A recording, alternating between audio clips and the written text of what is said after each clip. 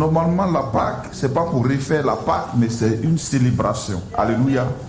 Donc, en temps réel, il doit y avoir de la célébration, de la célébration, de la célébration, de la célébration et de la célébration. Alléluia. Gloire à Dieu. Alors, on va prier pour la parole. Notre Père, nous te bénissons ce matin pour ta grâce. Merci d'avoir donné Jésus. Merci pour ta force, pour ta bonté, pour ta fidélité. Nous te bénissons, Papa, pour tout ce que tu fais. Et nous te bénissons encore pour notre rançon, notre caution que tu as payée. Nous te bénissons pour l'amour que tu as manifesté en Jésus-Christ. Merci de nous parler ce matin, au nom de Jésus. Amen. Amen. Alors, pour peut-être ceux qui ne... Je suis obligé de reprendre un peu certaines petites définitions. La Pâque, ça veut dire passer par-dessus. Passer par-dessus. Alléluia. Il y a plusieurs types de Pâques dans le monde. Il y a la Pâque du Mébo, qui s'appelle Paquinou. Nous ne fêtons pas Paquinou, mais nous fêtons la Pâque. Alléluia. Nous fêtons la Pâque. Nous ne fêtons pas Paquinou. Gloire à Dieu. Et il y a une autre fête de Pâques. Cette fois-ci qui s'écrit avec S. Quelquefois quand tu tapes sur ton ordinateur, tu tapes Pâques, il te sort Pâques avec S. Ça c'est une fête babylonienne qui est la fête de la fertilité. Amen. Voilà pourquoi on donne des lapins et des œufs. Vous comprenez? Parce que le lapin, c'est le symbole de la fertilité. Gloire à Dieu. Il est expert dans ce que vous connaissez. Donc, voilà pourquoi on donne, alléluia, les lapins aux gens. Donc, si on t'a donné des lapins, bon, je ne sais pas qu'est-ce que tu vas en faire, mais ce n'est du tout pas chrétien. Alléluia. Donc, les lapins et les œufs de Pâques, c'est pas chrétien. Et puis, il y a notre Pâques. Alléluia. Alors, 1 Corinthiens 5, verset 7. On va lire.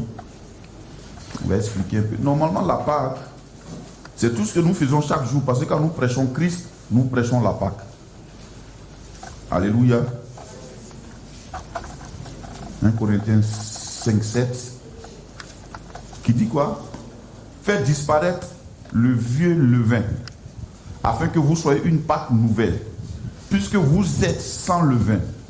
Car Christ, votre Pâque, a été immolé. Vous voyez que Pâque ici, il n'y a pas S. Christ, votre Pâque, a été immolé. Il y a des affirmations là-dedans, il y a des déclarations là-dedans. Alléluia. Il dit, faites disparaître le vieux levain.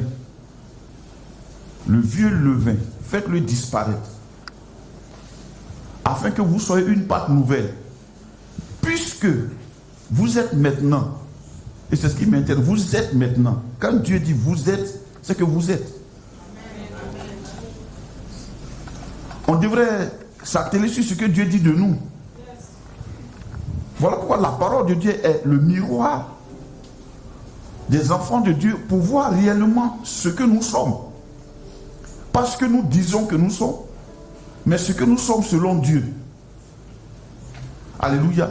Il dit, puisque vous êtes sans levain. Le levain, il sert à quoi? Il sert à faire lever la pâte. C'est une dénaturation. On dénature en fait. On ajoute quelque chose à la pâte. Quelque chose de chimique. Pour pouvoir lui donner de l'enflure. Du volume. Et il dit, vous êtes sans levain. Quand Christ nous a fabriqués dans le laboratoire, quand Dieu nous a fabriqués dans le laboratoire de Christ, il n'a pas mis de levain en nous, donc nous sommes sans levain. Amen. Car Christ, notre Pâque, a été immolé. Quand il dit Christ, notre Pâque, ça veut dire quoi? Nous les chrétiens, nous avons notre Pâque. Les juifs ont leur Pâque. La Pâque des juifs, c'est dans Exode 12. Quand ils devaient sortir de l'Égypte, Dieu a donné des avertissements à Pharaon, il n'a pas voulu écouter et Dieu a dit, bon, Moïse, tu vas prendre un agneau mâle, qui était le symbole de Christ qui allait être immolé pour le peuple entier. Là, Dieu s'intéressait à Israël seul.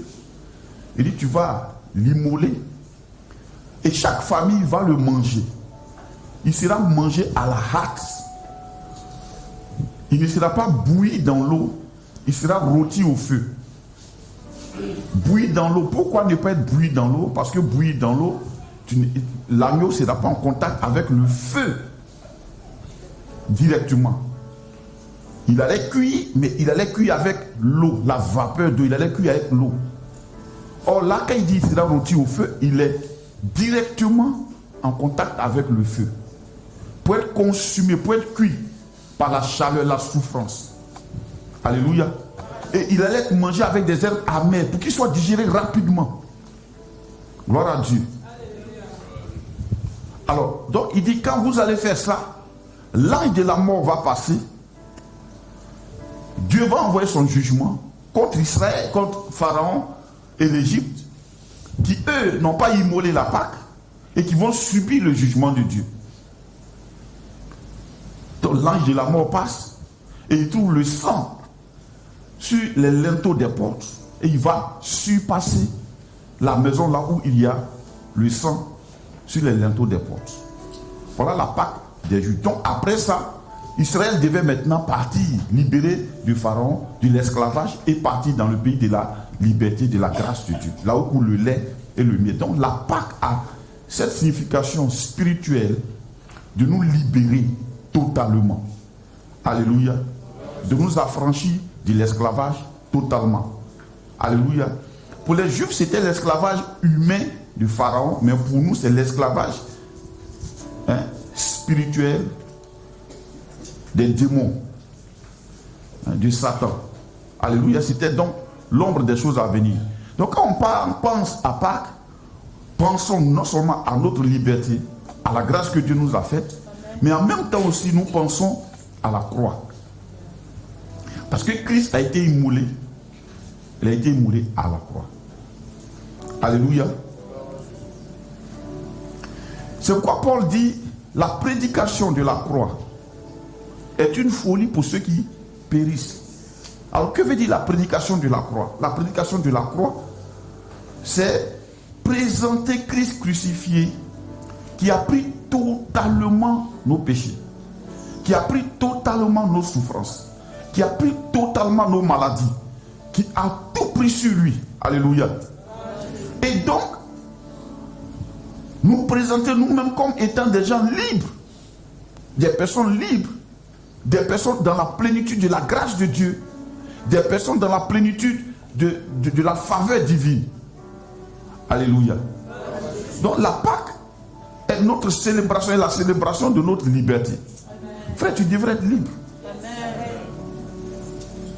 C'est dommage que les chrétiens cherchent toujours à voir qu'est-ce qui ne va pas. Non, j'ai l'impression que c'est dommage. C'est toi qui devrais être libre. Alléluia. Parce que Christ, notre Pâque, a été immolé. Il ne sera pas immolé, il a été immolé. Amen. Amen. Alors, comment et pourquoi Christ a été immolé? Ce que j'ai compris et ce que le Seigneur m'a mis à cœur de partager avec vous, c'est que beaucoup de chrétiens ne savent pas comment et pourquoi Jésus a été crucifié. Donc, la crucifixion de Christ n'a aucun sens, aucune conséquence positive dans la vie des chrétiens.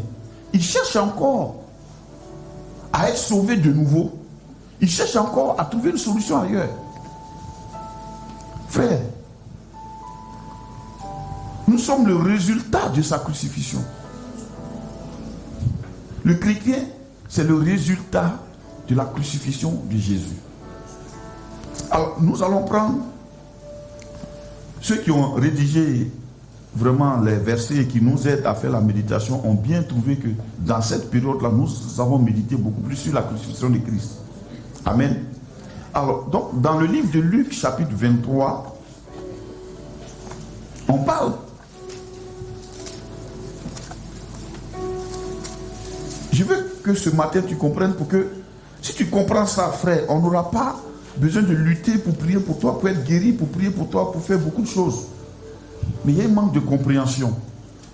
Et pourquoi ce manque de compréhension? Parce qu'il y a un maximum de mysticisme autour qui fait que les gens cherchent toujours quelque chose qu'ils ne possèdent pas. Tu le possèdes déjà, frère. Tu le possèdes déjà, frère. Amen. Alors, quand on lit le livre de Luc, Luc chapitre 23, on peut même lire avec verset 1, on ne va pas tout lire. Amen. Mais quand vous lisez les évangiles, vous comprenez que les évangiles expliquent l'action. Quand tu lis la vie de Jésus depuis Luc 1 jusqu'à sa crucifixion, il faut que tu lises tout ça pour comprendre. Sinon, quand tu tombes sur le film de sa crucifixion, juste tu comprends l'action de la crucifixion, mais tu ne comprends pas pourquoi est-ce qu'il est crucifié. Pourquoi certaines scènes de la crucifixion sont présentes là. Mais il y a quelqu'un qui a vu le film avant la crucifixion. Il s'appelle Isaïe. Amen. Alors, on va essayer de voir un parallélisme entre Isaïe et on va choisir un seul évangile qui est Luc pour lire. Amen. On va prendre Isaïe 53. Donc, gardez Luc chapitre 23 à côté et prenons Isaïe 53. On va même prendre Isaïe 52 pour mieux lire. Aujourd'hui, on va lire beaucoup. Juste après le verset 13.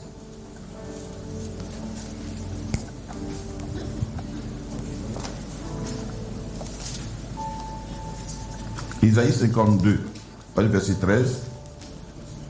Yes, thank you.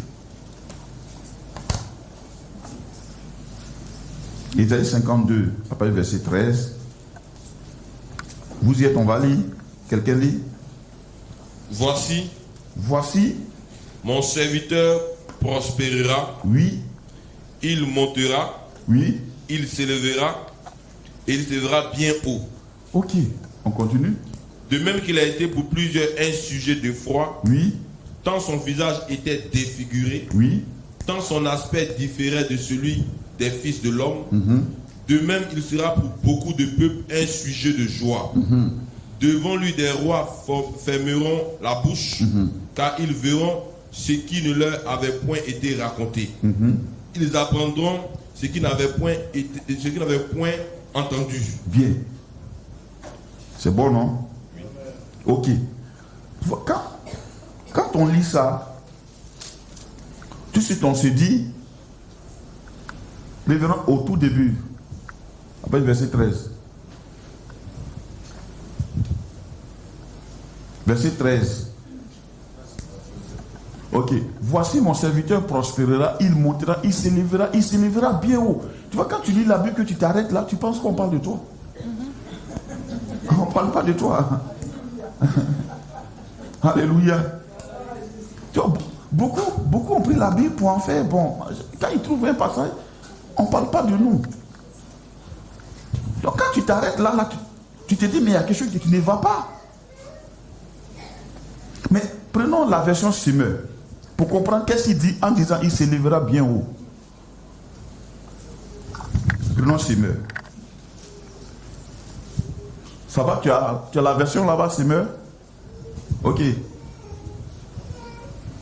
Voici mon serviteur agira en toute sagesse. Il sera haut placé, très élevé, grandement exalté. Continue. Beaucoup ont été horrifiés tellement son visage était défiguré. Donc quand il parle d'élevé haut, il parle au moment où Christ sera mis sur la croix. Donc il explique ça. Beaucoup étaient horrifiés. Esaïe voit le film. Il ne dit pas beaucoup seront horrifiés, il dit beaucoup ont été horrifiés. C'est comme si il était plongé dans la réalité de la vie de Christ au moment de la crucifixion. Beaucoup ont été horrifiés tellement son visage était défiguré. Il parlait de la façon dont Christ allait battu, frappé, défiguré, portant la couronne d'épines. Amen. Et tant son apparence n'avait plus rien d'humain. C'est-à-dire quand on le regarde, tellement son corps a été flagellé, frappé, il ne ressemblait plus à un être humain. Tu understand? Parce que si tu ne comprends pas ça, tu ne peux pas prendre le résultat de ce qu'il a fait. Tout à l'heure, on va prier pour chacun de nous. Et vous comprendrez beaucoup de choses. On continue. Car il accomplira quoi? Le rite. Le rite. Le rite de l'aspersion pour beaucoup de nations. Il accomplira le rite d'aspersion pour beaucoup de nations. Vous connaissez un rite, non? Chacun de nous quand même est passé chez les marabouts. On sait ce que c'est qu'un rite. Et nous avons notre rite qui a été accompli. Il accomplira le rite, même pas le rite d'aspersion pour beaucoup de nations. Et Isaïe regarde, qu'est-ce que Christ est en train de faire? Que veut dire la souffrance, la croix de Christ? Est-ce que je suis en train de vous expliquer un peu? Les rois à son sujet resteront bouche close. Car ils verront eux-mêmes ce qui ne leur avait pas été raconté. Ils comprendront ce qui ne leur avait pas été annoncé. Et Isaïe 53 commence. Je pense même que dans le découpage, Isaïe 53 doit commencer à partir du verset 13. Amen. Amen. On continue maintenant. 53, 1. Qui a cru? Qui a cru À ce qui nous était annoncé. À ce qui nous était annoncé. Qui a reconnu le bras de l'Éternel? Qui a reconnu le bras de l'Éternel? Au moment où Christ mourait, c'est le bras de l'Éternel qui venait au secours de l'humanité. Yes. Qui a cru? Oui. Il s'est élevé devant lui comme une faible plante. Il s'est élevé devant lui comme une faible plante. Comme un rejeton. Comme un rejeton. Qui sort d'une terre desséchée. Ok. Voyons le verset 2 dans Semeur. Car devant l'Éternel, il a grandi comme une jeune pousse. On parle là déjà de la vie terrestre de Jésus. Il a grandi devant le Seigneur comme une jeune pousse. Ou comme une racine sortant d'un sol aride. Il n'avait ni prestance ni beauté pour retenir notre attention. Ni rien dans son aspect qui peut nous attirer. Quand Christ est venu, il est venu comme un être ordinaire. En fait, la croix ne prend pas son sens à partir de sa prestance même de la croix. La croix prend son importance à partir déjà du début, quand Christ devait venir. Un jour, je passais là et j'ai vu une pancarte de la croix à la gloire. C'est intéressant ça. Mais en fait, la vie de Christ ne commence pas par la croix. Ça commence où? De la gloire à la croix et de la croix à la gloire. Nous tous on connaît, on parle de la pauvreté à la richesse. Mais connaître de la richesse à la pauvreté, de la pauvreté à la richesse, frère, je suis sûr que si tu as connu une richesse trop grande que tu deviens trop pauvre, tu vas mourir. Je suis convaincu de ça. Alléluia. Mais lui, il a commencé dans la gloire, revêtu de la gloire de Dieu. Déjà descendre sur la terre était déjà terrible pour lui. Tu understand? On continue? Ok. Verset 3. Retourne dans 8 secondes, puisque c'est la version que tout le monde a. Oui. Il n'avait ni beauté. Il n'avait ni beauté. Ni éclat pour attirer nos regards. Oui. Et son aspect n'avait rien pour nous plaire. Méprisé et abandonné des hommes. Méprisé et abandonné des hommes. La croix commence là. Méprisé et abandonné des hommes. Oui.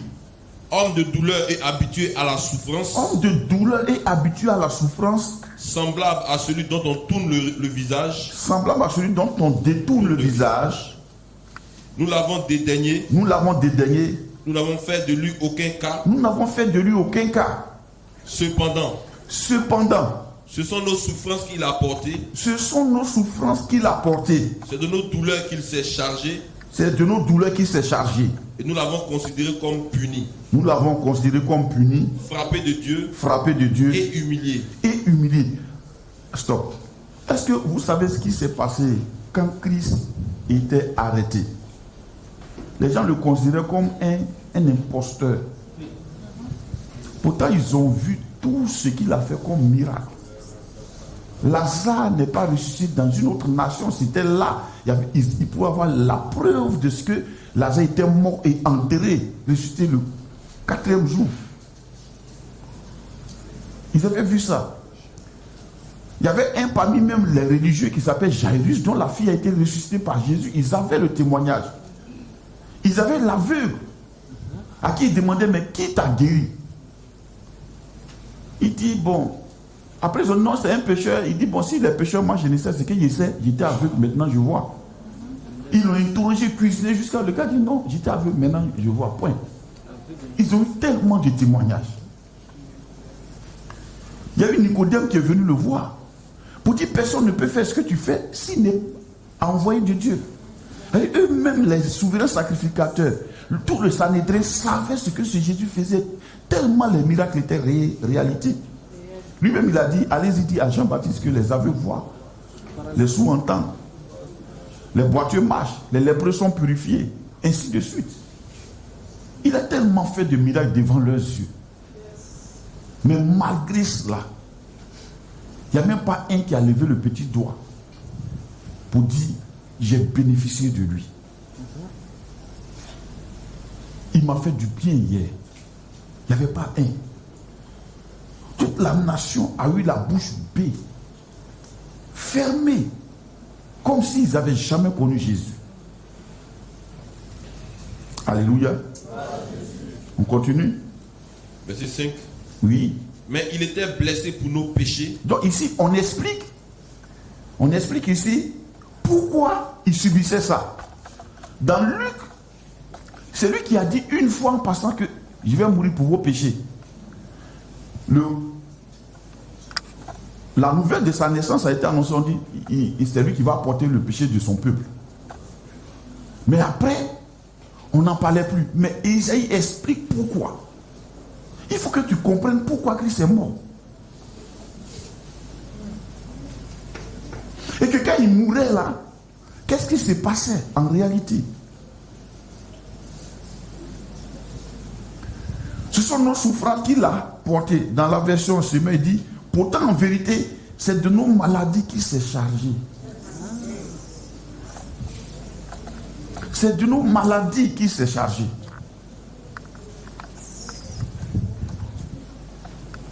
Alléluia. Et ce sont nos souffrances qu'il a prises sur lui. Alors que nous pensions que Dieu l'avait puni, frappé et humilié. Vous voyez, cette pensée-là, elle est toujours là. Vous voyez, quand un malheur arrive net, on commence à expliquer par le fait que non, c'est parce que comme ci, comme ça. Voilà pourquoi. Quelquefois, maintenant, tu cherches à savoir, mais pourquoi? Mais pourquoi, comment? Il n'y a rien, frère. What are you looking for? Il n'y a rien. Christ a tout pris. Et cette pensée est restée.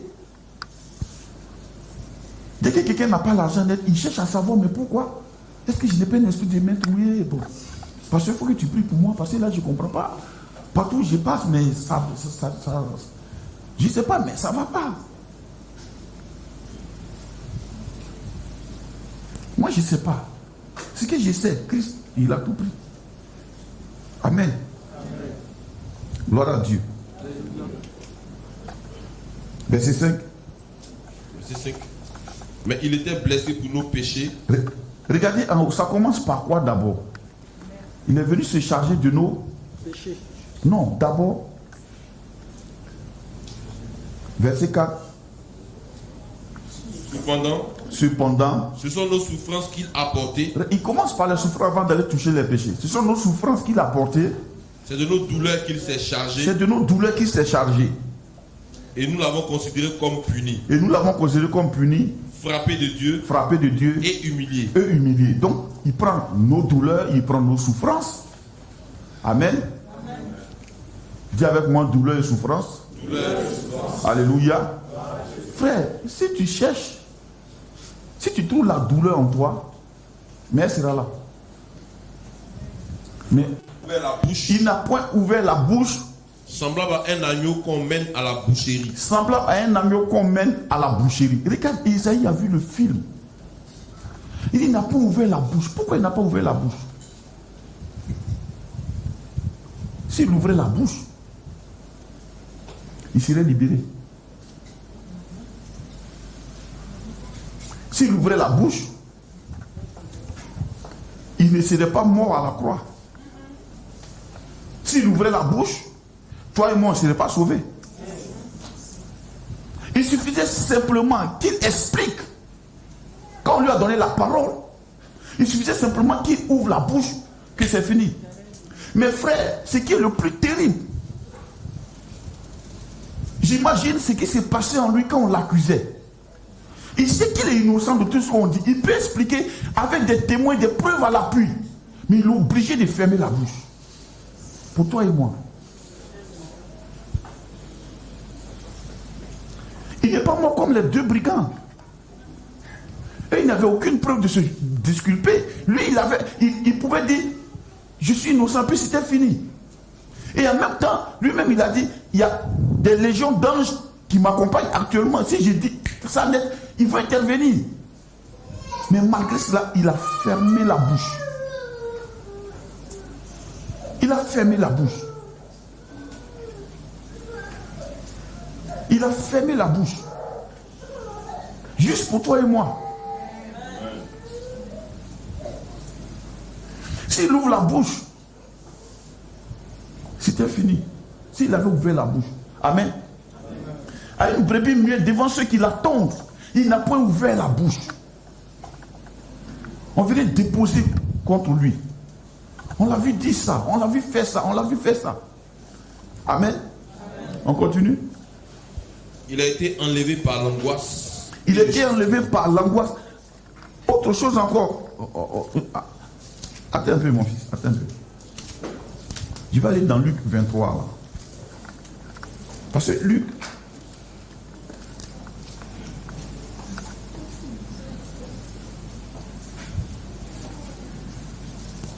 Amen.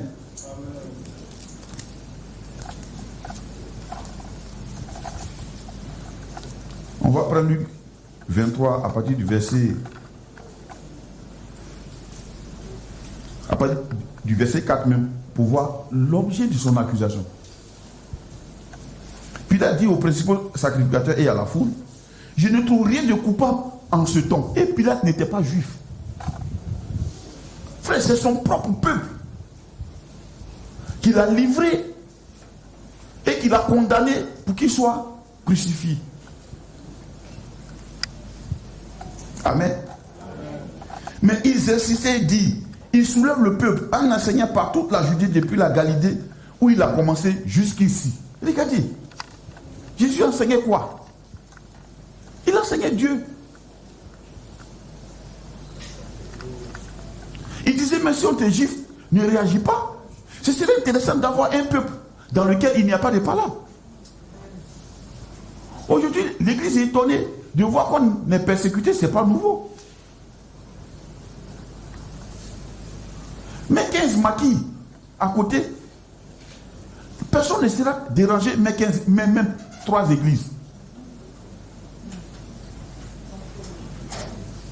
Parle de Dieu, ça ne dérange personne. Parle de Jésus, ça dérange.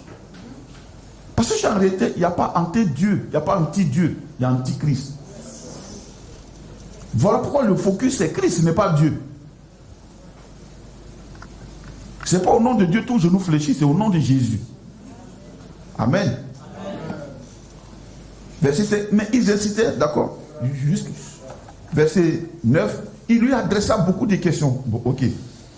Lorsque Hérode vit Jésus, il en eut une grande joie, car depuis longtemps, il désirait le voir à cause de ce qu'il avait entendu dire de lui. Et il espérait qu'il le verrait faire quelques miracles. Hérode lui-même qui était en train de chercher à voir Jésus, pendant que lui-même, ses propres frères juifs, religieux, ne voulaient pas de lui. Hérode était content. Ah, aujourd'hui, vraiment, il y a la soif dans le cœur de l'homme. Ça veut dire que Hérode aussi était concerné par ce que Christ allait faire. Il lui adressa beaucoup de questions, mais Jésus ne lui répondit rien. S'il avait répondu, Hérode l'aurait pris et l'aurait disculpé, et puis c'était fini. Il ne lui répondit rien. C'est difficile d'avoir raison et puis de bouillonner en toi pendant qu'on t'accuse et puis tu es là, tu as bouche bée. Alléluia. Est-ce qu'on se comprend ce matin?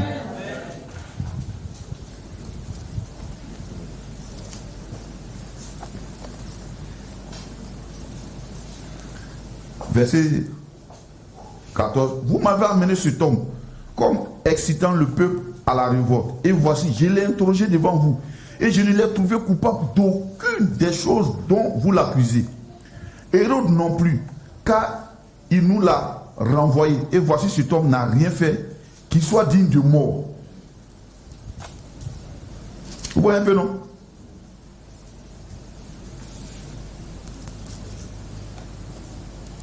Il n'a rien fait qui soit digne de mort. Mais ils ont dit non, non, non. Il n'a qu'à mourir forcé.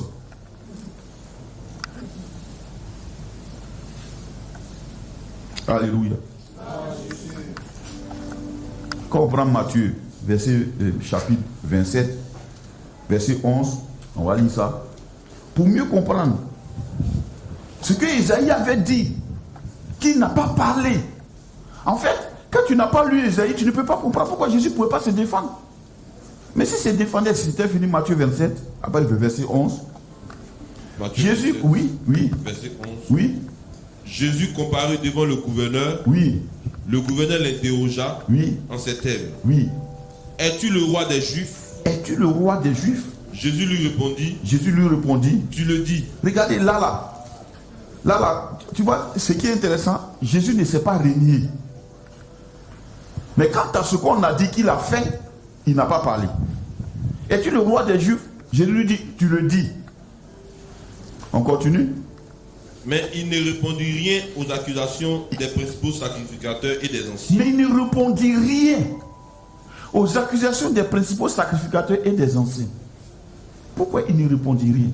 S'il avait répondu, on l'aurait soustrait à la condamnation. Et s'il n'était pas mort à la croix, toi et moi, on ne serait pas sauvés. Et c'est de son propre gré. Ce qui est intéressant dans le film, c'est qu'on ne l'a pas obligé à se taire, c'est de son propre gré. C'était son amour qui s'est manifesté. L'amour de Jésus-Christ. Quelqu'un qui a compris cet amour, est-ce qu'il peut chercher encore l'amour ailleurs? Il ne cherchera qu'à donner l'amour. Il ne cherchera pas à être aimé.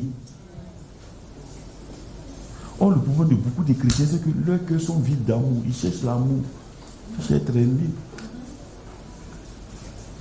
On ne m'aime pas. On ne m'aime pas. On ne m'aime pas. On ne m'aime pas.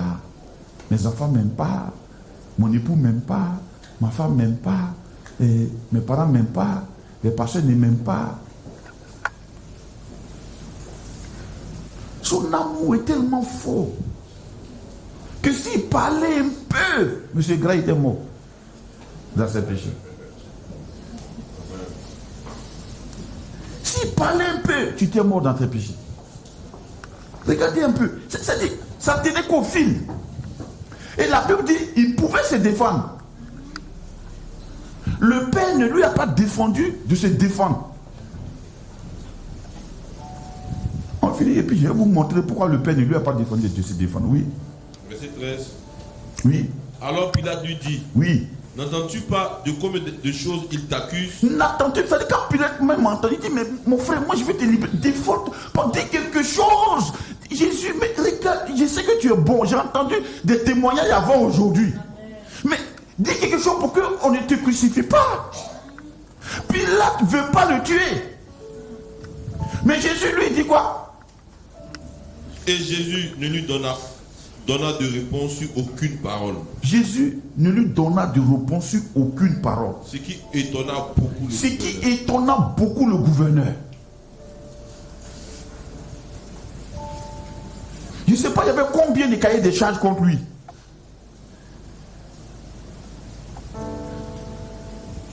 Pendant que les gens cherchent à être acquittés, et il fait. Lui, il est condamné gratuitement.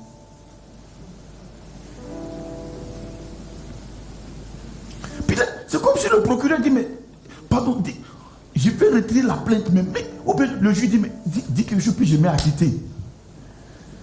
Et il s'était. Isaïe a vu le film, il dit semblable à un agneau Il n'a pas ouvert la bouche.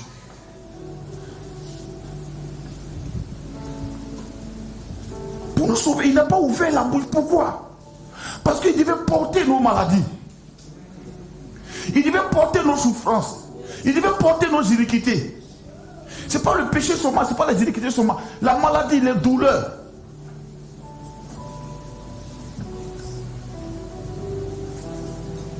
Même les trahisons, tout ça, il les a portées.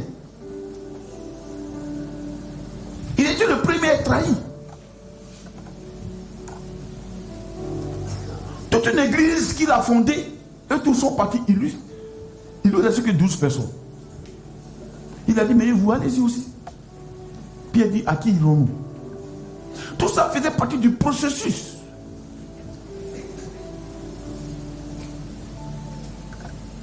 Il devait subir tout ça à notre place. Il n'était même pas en train de mourir pour les péchés que lui il a commis. Imagine Satan qui vient enfoncer le clou.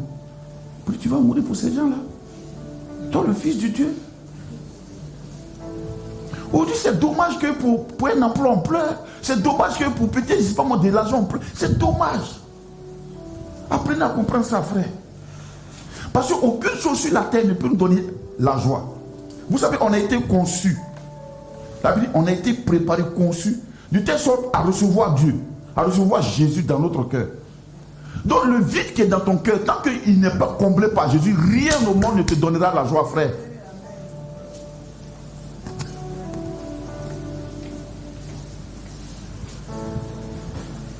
Demandez à tous ceux qui travaillent. Il te dit qu'ils peuvent témoigner que quand ils ne travaillent pas, mais ils étaient heureux.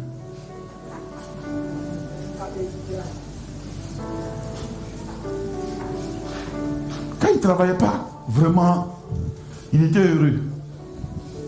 Parce que déjà, sans parler même le regard des gens là, te juge déjà. Tu te dis, le sac de riz là, il y a longtemps que tu le manges, il est fini, tu es dans la maison ici. Facture de CU est finie. Et puis souvent même, c'est dans ta main que la facture tombe. Ah. Tout ça, ça pour te dire, il faut participer. Tu ne travaillais pas, on a payé, on n'a pas payé. Toi, c'est pas ton problème. Tu manges, tu dors. Ou bien ça là, c'est pas là. Maintenant, souvent, là, quand c'est eu son, peut-être tu es la première, tu es à la porte, et puis la facture tombe dans ta main. Mais maintenant, tu travailles. Papa n'est pas là, maman n'est pas là. C'est toi qui as reçu la facture. Alléluia. Demandez à ceux qui ont les portes ouvertes, tout ça, si l'argent là, ça les a rendus tellement heureux. Demandez-leur. Quelquefois, ils ont ça. Ils n'ont même pas le temps de réfléchir pour investir ça. Ils cherchent, ils réfléchissent. Ça ne vient pas aussi. Et puis ils sont là, mais merde, j'ai l'argent maintenant, mais je peux faire quoi? Là, vraiment, non, ça. L'argent là, il n'y a pas d'idée. Avant l'argent, il y avait des idées. Dès que les est venu, les idées ont disparu. Il n'y a plus. Vrai ou faux?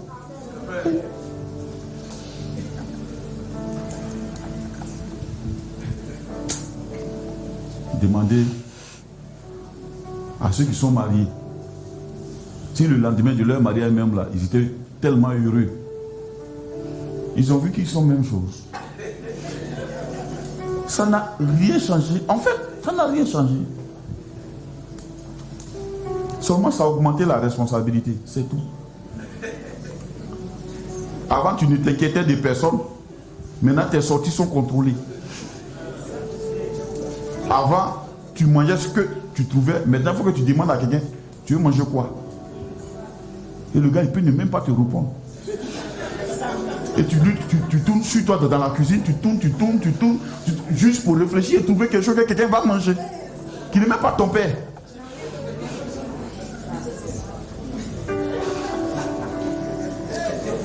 Oui.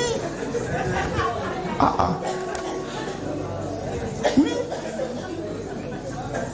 Souvent les hommes sont stressés parce qu'il faut qu'ils trouvent un peu de sous pour qu'il soit homme lui-même.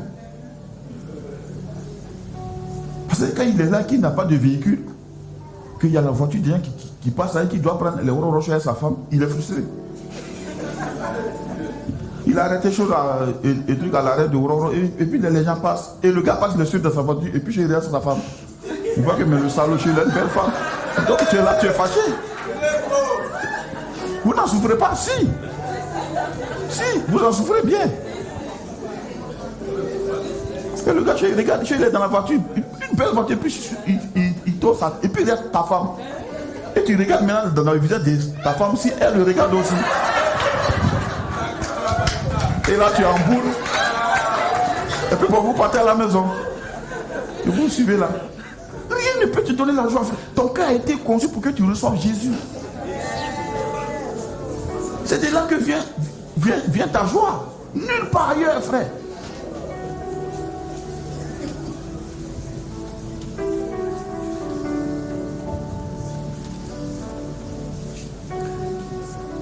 Jésus ne lui donna de réponse sur aucune parole. Ce qui étonna beaucoup le gouverneur. Le gouverneur étonné. Jésus dit quelque chose. Mais quel genre d'homme es-tu? Mais je vais te sauver, tu es là, mais tu ne parles pas. Jésus s'est dit, si je parle, hein? Le rite est annulé. Si je parle, le sacrifice est annulé. Il n'y aura pas de versement de sang. Si je parle, il n'y aura pas le rite. Or, le sang de Jésus, quelquefois les gens pensent que quand on tue l'agneau pascal là, c'est le diable qui reçoit le sang. Non, c'est Dieu qui reçoit le sang. Donc quand Christ est mort, c'est dans le sanctuaire que son sang est parti. Dans le sanctuaire céleste. Pour que le sang là justifie. La Bible dit sans effusion de sang, il n'y a point de pardon de péché. Exactement. Voyez un peu. Et ce qui est terrible, c'est qu'il a fait ça volontairement. Jean 10.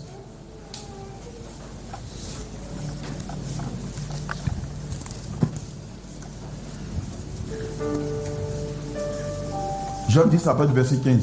C'est parce que les gens ne comprennent pas ça, qu'il a fait ça volontairement, que les gens voient Jésus toujours, il pleure. Au lieu d'être le résultat de sa crucifixion, il voit le film de sa crucifixion et il pleure. Oui. Jean 10, 15. Oui. Comme le Père me connaît, oui. Et comme je connais le Père, oui. Et je donne ma vie pour mes brebis. Regarde, il dit quoi? Je donne ma vie pour mes brebis. Donc, la croix, c'est quoi? C'est le don de la vie de Jésus. Pas pour Satan. Pour ses brebis. Pour que nous recevions sa vie. Il nous a donné sa vie. Il a donné sa vie pour ses brebis. Oui. Verset 16. J'ai encore d'autres brebis. Et là, il parle de nous, Africains, Arabes, tout ça, tout le monde, Européens, tout, Américains. J'ai encore d'autres brebis. Qui ne sont pas de cette bergerie. Qui ne sont pas de cette bergerie. Celles-là. Il faut que je les amène. Il faut que je les amène par la croix, oui. Elles entendront ma voix. Elles entendront ma voix. Et il y aura un seul troupeau. Et il y aura un seul troupeau. Un seul berger. Un seul berger. Les gens ne comprennent pas Jésus. Il faut que tu comprennes ça. On continue. Le Père m'aime. Le Père m'aime. Parce que je donne ma vie. Parce que je donne ma vie. Afin de la reprendre. Afin de la reprendre. Regarde. Il dit le Père m'aime. Pourquoi? Parce que le Père ne lui a pas demandé sa vie. C'est lui, Jésus, qui s'est porté volontaire pour donner sa vie. Et de la reprendre après. C'est-à-dire à la résurrection. Mais il a donné sa vie pour qui? Pour nous. Donc à la croix, il y a eu un échange. Nous avons été échangés avec Jésus. Par le rite, quand il est mort, nous sommes morts avec lui. Et par sa mort, nous recevons sa vie. On continue? Verset 18. Oui. Personne ne me l'ôte. Personne ne me l'ôte. Mais je la donne de moi-même. Mais je la donne de moi-même. C'est-à-dire que Jésus n'est pas mort comme quelqu'un, comme Martin Luther King. Lui, il ne voulait pas mourir, ils l'ont tué. Il n'est pas mort comme Kunta Kinte. Il ne voulait pas aller en Amérique, ils l'ont attaché pour l'envoyer là-bas. Contre sa volonté. Ils l'ont tué. Il n'est pas mort comme Lumumba. Il ne voulait pas mourir, ils l'ont tué. Il n'est pas mort comme Sankara. Jésus n'est pas mort comme un martyr ou bien quelque chose comme ça, une victime. Il dit, personne ne me l'offre. Ça veut dire que là où il était arrêté, il suffisait qu'il dise quelque chose. Rien n'allait se... C'est-à-dire, il pouvait venir sur la terre, retourner au Père tranquille. Et puis, le Père allait être content de recevoir son fils.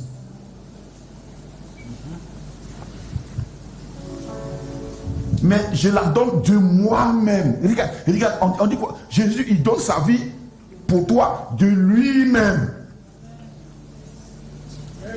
Comment tu te vois, frère? Comment tu te vois, ma soeur? Tu sais, quand tu ne comprends pas ça, tu cherches à ce que quelqu'un te valorise. Pourquoi il y a beaucoup de scandales? Les chrétiens cherchent à être valorisés. Voilà pourquoi ils sont beaucoup sur Facebook. Tu cherches à être valorisé par qui? Il faut qu'on me dise de bonnes paroles. On est dit, nous, nos enfants aussi, il faut qu'on leur dise de bonnes paroles. Faut qu'on... Non, je n'ai pas besoin de ça, mais j'ai brandi la Bible à mon enfant. Tel j'ai fait, fils, fais-le. Non, je la donne de moi-même. Ça devrait... C'est-à-dire, Jésus, lui, il est assis sur son trône, puis il s'élève pour moi. Mais attends, quelle valeur? Pour moi. Et il est venu payer le prix totalement. Et je reçois sa vie. J'ai fini de recevoir sa vie. Quelle vie je vis maintenant? Paul dit, je vis dans la foi au Fils de Dieu. Si je vis, ce n'est plus moi qui vis, mais c'est Christ qui vit en moi. Les gens pensent que la foi c'est l'inertie, s'arrêter. Non. Je vis, je respire, je proclame, je parle comme Christ pouvait parler. Je ne l'imite pas, mais il parle en moi. Il vit en moi. Je ne fais pas comme Christ. Christ fait toutes choses en moi.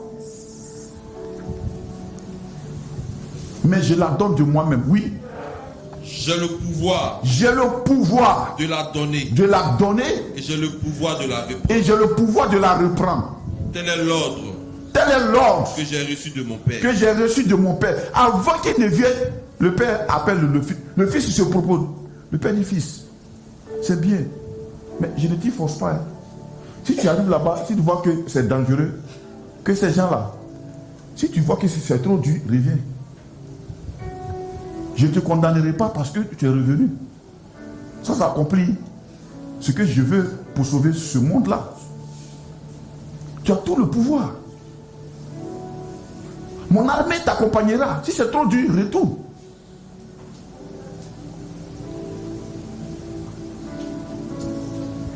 Retourne. J'ai le pouvoir de la donner et j'ai le pouvoir de la reprendre. Ça veut dire que Jésus volontairement a donné sa vie pour toi et moi. Il nous a donné sa vie.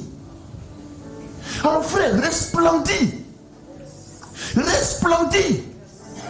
J'ai dit à quelqu'un ce matin, resplendis. Resplendis. Il ne le fera pas encore, il a déjà accompli, resplendis.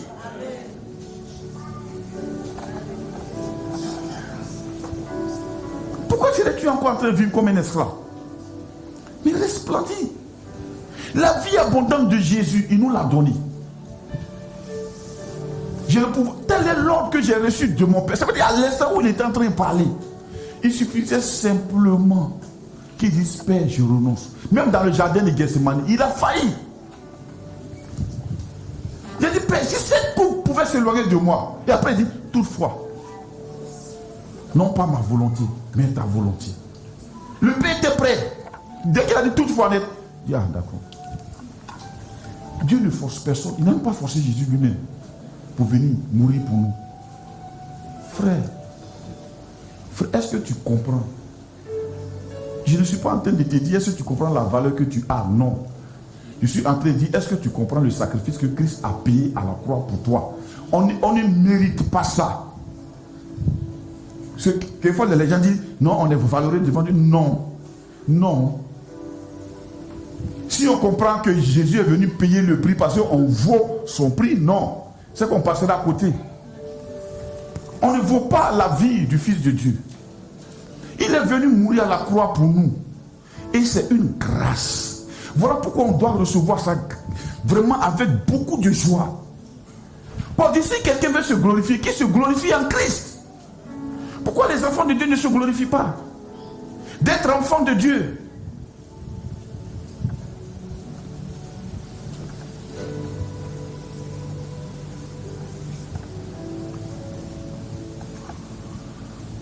J'ai le pouvoir. Devant Pilate, tu ne peux pas dire non. Et puis, seulement on ne serait pas sauvé, c'est tout. Il retournerait au palais royal. Avec même les trompettes. Puis si les anges ont été faits, la Bible dit, Dieu a donné ordre aux anges de le louer.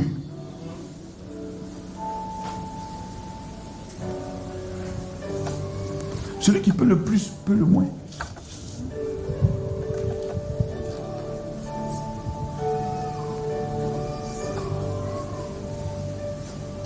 Quand il a dit, je suis venu afin que mes brebis aient la vie et qu'elles soient dans l'abondance et qu'elles aient en abondance, les gens ont confondu ça avec l'abondance mondaine.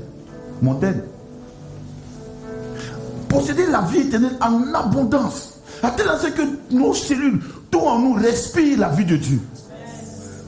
Or, c'est quand nous sommes déchargés que nous cherchons maintenant un coin pour nous retirer. Non. Chaque jour, chargeons-nous.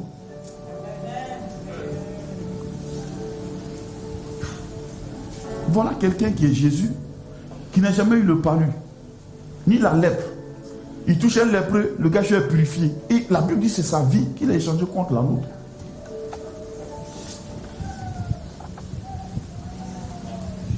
Vous qui êtes peut-être jeune en ADS, vous ne pouvez pas peut-être comprendre ça même. Moi, j'ai plus de 10 ans de pression que je ne tombe pas malade. Et effectivement, durant ces années, je ne suis jamais tombé malade. Mais je ne tombe pas malade. J'ai compris que l'identification doit être faite. Identifions-nous à Jésus, frère. Parce que lui s'est identifié à nous. Voilà pourquoi il s'est fait baptiser. Quand il s'est fait baptiser, la Bible dit quand il est sorti net, l'Esprit est venu sur lui en abondance. Donc, ce matin, je vais te dire, notre Pâques a été immolé. Jésus a été déjà crucifié. Quel résultat on doit s'attendre? À quel résultat de ta part dans ta vie? Pourquoi il a dit ne crucifiez pas de nouveau le Fils de l'homme? Parce que le rocher ne doit pas être frappé 2 fois. Quand tu es assis et puis tu cherches, tu es embrouillé, tu cherches, tu es là où bien soit, mais tu vas contre. Tu travailles contre ce que Christ a fait. Tu veux crucifier le Seigneur de nouveau. Quand tu te réveilles, frère, il dit aussi longtemps qu'on dira aujourd'hui. Aujourd'hui, c'est ton jour. C'est le jour où les gens doivent voir le résultat. Il dit ce que j'ai créé pour ma gloire. Pour ma gloire. Alors resplendis. Resplendis. Dans Isaïe 61, devant là-bas, quand il a vu la photo, l'image, le film de la crucifixion de Jésus, il a dit quoi? Isaïe 60, je crois. 60 après le verset 1.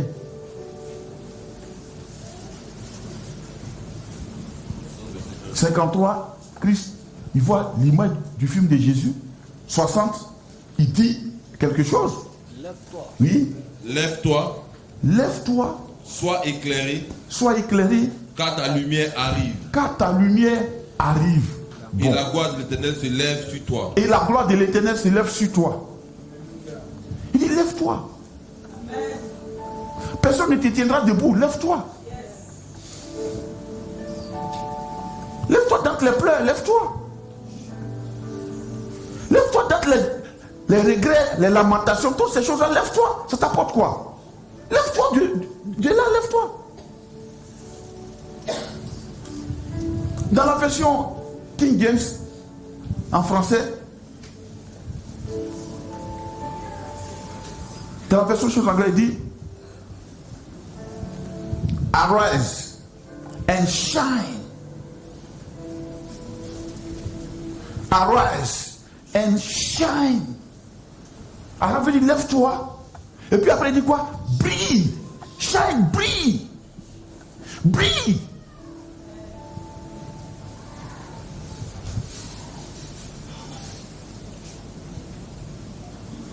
C'est comme quelqu'un a déposé toute une garde-robe dans ton placard et tu portes des chiffons. Qu'est-ce qu'il va te dire?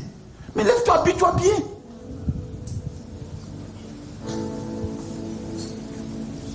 Oui, tu as trouvé la version là? En français. King James en français. Lève-toi. Lève-toi. Brille. Car ta lumière est venue. Dans une seconde, on dit car ta lumière arrive. Non. Car ta lumière est venue déjà. Alors toi, tu dois faire quoi? Lève-toi. Lève-toi d'où? Lève-toi au milieu des gens qui sont tout le temps en train de se plaindre. Lève-toi au milieu des gens qui sont tout le temps en train de regretter. Lève-toi au milieu des gens qui sont tout le temps en train de chercher à gauche, à droite, devant, derrière. Lève-toi. Pourquoi veux-tu rendre nul ce que Christ a fait? Pourquoi tu luttes à rendre ça nul? Lève-toi.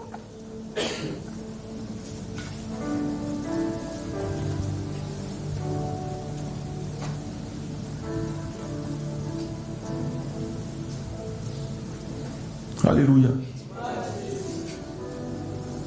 Lève-toi. C'est parce que tu es encore assis. Tu es encore couché là. Mais lève-toi. Ta lumière est déjà là. Tu ne vas plus créer ta lumière. Lui, qui est la lumière de Dieu qui est venu, qui est la parole, et la parole, en elle était la lumière, et la lumière était la vie des hommes, en elle était la vie, et la vie était la lumière des hommes. Elle est déjà venue. Christ. Lève-toi. Alors brille. Brille. J'ai la version anglaise parce que c'est faux. Il dit shine. En plus, c'est un genre. Let be your light. Shine. Shine. Chez les hommes, quand ils sont émotivés, là, quand ils commencent à faire, ils pensent que c'est spirituellement agréable. Non, vraiment, je ne comprends pas ce qui m'arrive. Prie.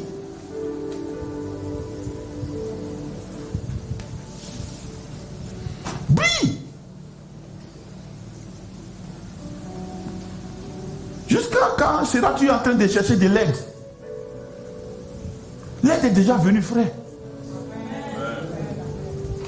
Quelquefois même, tu vas sur le travail et puis tu t'en vas déjà vaincu. Tu vas travailler, mais tu vas comme quelqu'un qui est déjà vaincu. Mais tu ne vas même pas comme quelqu'un qui a Christ avec lui. Va. Si tu l'ignorais, ce matin, ta lumière est déjà venue. Ta lumière est déjà venue.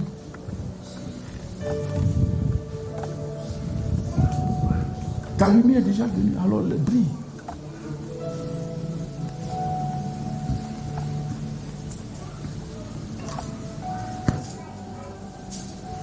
Ce n'est pas le fait de nier le mal, non.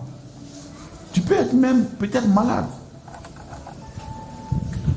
Mais la parole de Dieu dit quoi? Quelqu'un parmi vous est-il malade? Qu'on appelle les anciens de l'église, qu'il prie pour lui en loignant d'huile. Est-ce que tu crois sur cette parole? Qu'on prie pour lui en loignant d'huile.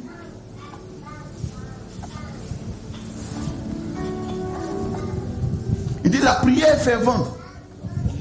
La prière de la foi guérira le malade. Même s'il avait commis quelques péchés, ils lui seront pardonnés.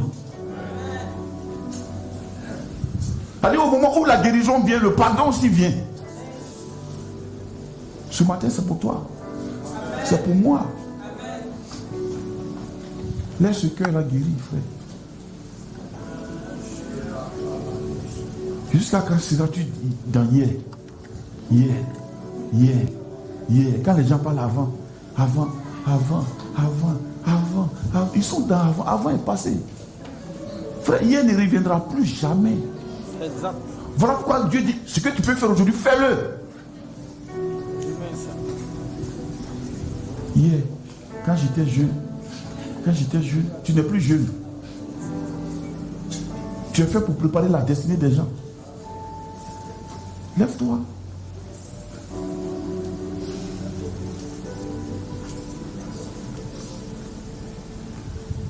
Est-ce qu'on peut venir avec l'huile d'onction là? Frère, le même Jésus là, qui a donné sa vie pour nous, il est ici, ce matin. On n'a pas besoin d'être excité pour dire qu'il est là, frère. Mais je vous dis, il est présent ce matin, il est là. Il dit, là où deux ou trois sont assemblés à mon nom, je suis là au milieu d'eux. Il est là, ce matin. Et moi, j'ai confiance en lui. Je n'ai pas confiance en moi, j'ai confiance en lui. J'ai confiance en sa parole. J'ai confiance en ce qu'il a dit. Voilà pourquoi chaque jour, quand je me lève, je ne cherche pas à savoir comment est-ce que je suis. Ou bien qu'est-ce que j'ai, qu'est-ce que je peux. Je me parle à moi-même chaque jour pour vous dire, voilà comment tu dois être. En venant ce matin ici, qui s'est miré? Chacun de nous s'est miré, hein, n'est-ce pas? Ok. Mais si tu as fait confiance au miroir, est-ce que tu as coupé ta tête pour mettre en face de toi comme ça et puis voir? Tu as fait confiance en une peinture sur une vitre sur laquelle on a mis de la peinture derrière et qu'on a mis un truc machin et tu as confiance que ce qui est dedans là c'est toi. Mais Jacques dit quoi? La parole de Dieu est le miroir. C'est notre miroir. Il dit celui qui lit la parole de Dieu et qui ne l'applique pas, qui ne se voit pas sur l'intérieur, il est comme quelqu'un qui regarde son visage naturel dans un miroir et qui, aussitôt quand il va, oublie comment il était. Aucun d'entre nous ne peut voir son visage. On est obligé de nous fier à un petit miroir ou bien un grand miroir. Il y a des miroirs mais qui rendent ta tête longue comme ça. Après tu dis non. Il y a des miroirs qui te rendent gros. Puis tu dis, Mais quand tu trouves le bon miroir, tu lui fais confiance. Oh, nous on a la parole. Est-ce qu'on peut faire confiance à ça? La Bible c'est notre miroir. Ce matin, Jésus est là. Et la Bible dit, il est mort à la croix pour nos maladies. Il a pris nos maladies, nos infirmités, nos iniquités. Il a pris tout ce qui nous concernait. Il a pris toutes nos souffrances. Parce que quand nous souffrions, le cœur du Père souffrait aussi. Quand nous souffrions, le cœur de Jésus souffrait aussi. Quand il est venu à cause de nous, il pouvait renoncer. Il a dit, j'irai jusqu'au bout. Et la Bible dit, c'est un avocat qui est auprès du Père. Même si nous avons commis des péchés, nous avons un avocat auprès du Père. Nous ne sommes plus des pécheurs, mais nous pouvons pécher.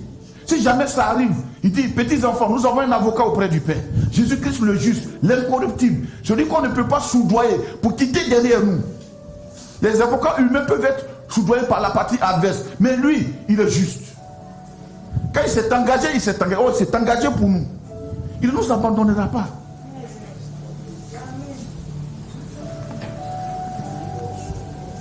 On va baisser, on va fermer les yeux, on va commencer à prier. Ce matin, Jésus est dans cette salle.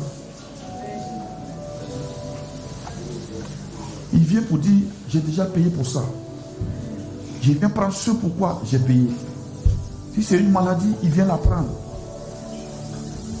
Si c'est une oppression, il vient l'enlever. Il a déjà payé pour ça. Il a déjà payé pour ça.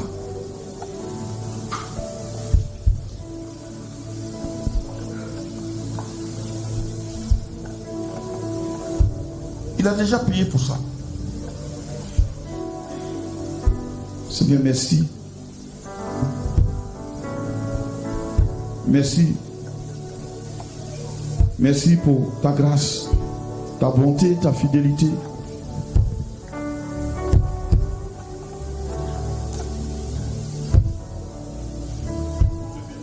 Nous te magnifions. Merci pour ta grâce. Merci pour ta bonté. Ce matin, il renouvelle sa grâce, son onction, sa faveur sur toi. Il est là ce matin. Il touche chaque tête. Nous allons, dans cet élan-là, recevoir de lui. Nous allons recevoir de lui cette faveur divine, cette grâce. Ce qu'il a déjà accompli à la croix. Merci pour sa bonté, sa fidélité. Nous te bénissons, nous te magnifions. Merci pour ta grâce.